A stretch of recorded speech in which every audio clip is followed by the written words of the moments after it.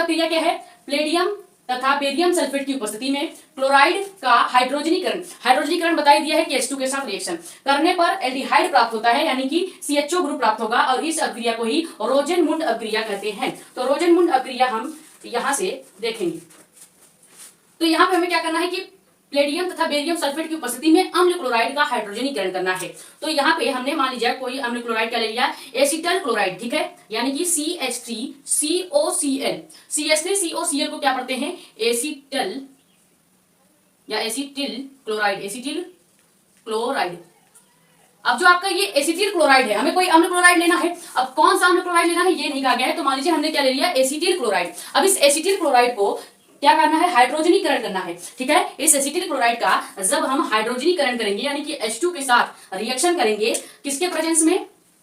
तो PD और barium sulphate यानी BaSO4, तो PD और BaSO4 यानी कि प्लेडिनियम और बेरियम सल्फेट। देखिए यहाँ पे PD हो जाएगा और ये आपका बेरियम सल्फेट यानी BaSO4 हो गया और ये आपका PD हो गया। अब इसी की उपस्थिति में जो चीजें उपस्थिति में होती है उसको हम एरो के ऊपर लिखते हैं, ठीक है। तो इसकी उपस्थिति में जब हम क्या करेंगे? अब चयन करेंगे, यानी कि हाइड्रोजन के साथ जब इसका हम रिएक्शन कराएंगे तो क्या बनेगा? आपका एल्डिहाइड बनेगा।